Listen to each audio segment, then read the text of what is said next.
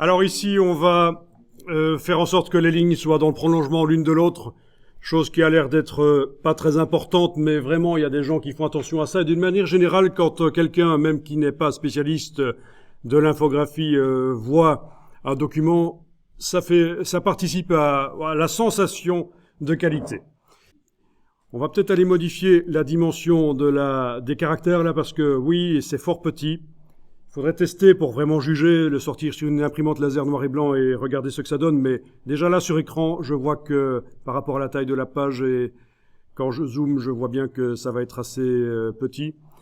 On va donc augmenter la taille de la fonte. Je vais cliquer avec la flèche noire à côté de tout. Faites-le aussi. Rien n'est sélectionné. On va télécommander à distance le style corps du texte body nouveau. Et on va aller augmenter la taille de la fonte ici d'un format de caractère de base. Avec la case aperçu cochée, voilà. Alors, l'interlignage a été défini manuellement. Interligne, c'est pas, la valeur 19 n'est pas indiquée entre parenthèses, c'est pas un calcul que InDesign fait.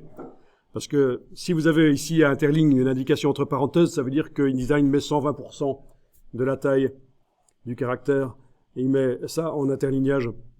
Mais actuellement, l'interlignage est fixe, on l'a fixé à 19 points. Voilà. OK.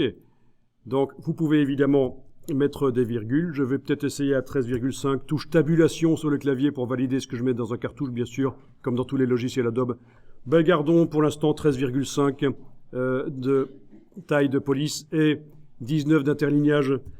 Je vous rappelle que dans les logiciels Adobe, si vous voulez un bon résultat visuel au niveau des espacements entre les lettres, vous avez vraiment intérêt ici à être en crénage optique. D'origine, InDesign vous propose de crénage métrique et ce sera visuellement moins bon.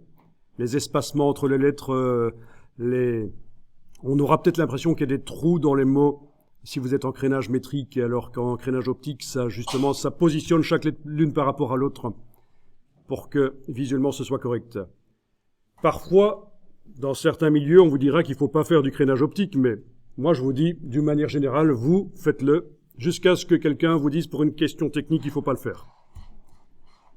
Bien, ok, 13,5 de taille de police Garamond, 19 d'interlignage. Vous n'avez pas exactement la même Garamond que moi, c'est peut-être pas le même éditeur de la police, puisque chez moi c'est Adobe Garamond. Est-ce que visuellement vous avez quelque chose qui ressemble à ça? Bon, super.